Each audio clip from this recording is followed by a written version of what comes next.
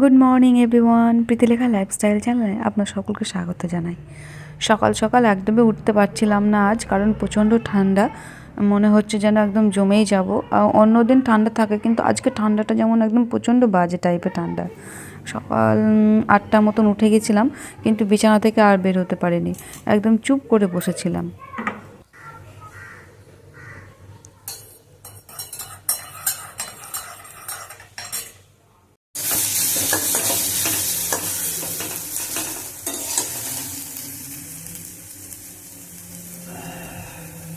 আজ অনেকটাই কিন্তু সকাল সকাল জেগে তো গেছিলাম অনেকক্ষণ আগেই, কিন্তু উঠতে বিছানা ছেড়ে উঠতে আমার প্রায় 9:45 মতো হয়ে গেছিলো। তো অনেকটাই লেট হয়ে গেছে। আমি তাড়াতাড়ি ওকে আলু ভেজে দিলাম একটু জলখাবারে। আর ও ফ্রেশ হয়ে ফার্স্ট আমাকে মন্দিরে একটু লাইটিং জ্বালিয়ে দিয়েছিল। ও খাওয়া দাওয়া করে বেরোলো, আর আমি 1 কাপ চা নিয়ে এবার বাকি কাজটা সেরে নিয়েই স্নান করে নেব। স্নান টান করে ফার্স্ট পুজো দিয়ে নেব। তো পুজো দেওয়ার জন্যে আজকে আমি গরম জলে স্নান করেছি। এতটাই ঠান্ডা যে আমি স্নান করতেই পারছিলাম না। তো এখন আমি পুজোটা দিয়ে নিচ্ছি, তারপর রান্নাবান্না শুরু করব। আজ 22শে জানুয়ারি। আজ হচ্ছে রাম মন্দির প্রতিষ্ঠিত হলো অযোধ্যায়। রাম মন্দির প্রতিষ্ঠিতের জন্যে আজ একটু বাপনকে বললাম যে যখন এত কিছুই হচ্ছে, পুরোপুরি মনে হচ্ছে দীপাবলিটা ডবল করে পালন করছি। তার জন্যই সকাল সকাল বাপন তো লাইটিংটা লাগিয়ে দিয়েছে, আপনাদের বললাম আমি। আর খুব সুন্দরভাবে মোদিজি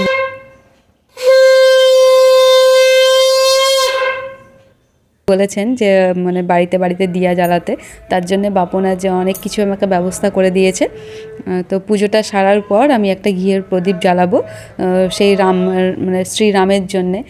উনি এতদিন পর অযোধ্যায় ফিরলেন, আর যেখানেই রাম সেখানেই বজরংবলী, হনুমানজির আবির্ভাব। আর হনুমানজি মানেই দুঃখ কষ্ট আর কিছু থাকবে না, একদম পুরো চারিদিকে পজিটিভ। আর নেগেটিভের কোনো স্থানই নেই কোনো নেগেটিভের। দেখছেন কীভাবে আনন্দে উল্টোপাল্টা বলা হয়ে যাচ্ছে। তবে পুজো টুজো সেরে জলখাবার খেয়েছি। জলখাবার খেয়ে একদম 10টা হাত নিয়ে রান্না করতে শুরু করে দিয়েছি। যেহেতু রান্নাটা একটু দেরি হয়ে গেছিলো, আজকে অনেকটাই লেট হয়ে গেছে। সকালে ওঠা থেকে পুজো করা থেকে বেশ একটু লেটই সব কিছু হয়েছে। তার জন্য রান্না সেরে নিলাম। বাপন ইতিমধ্যে এসে পড়েছে, ও এখন স্নান করতে গেছে। তা আমি তাড়াতাড়ি ঝটপট রান্নাটা সেরে নিয়েই এখন খাওয়া দাওয়া করে নেব।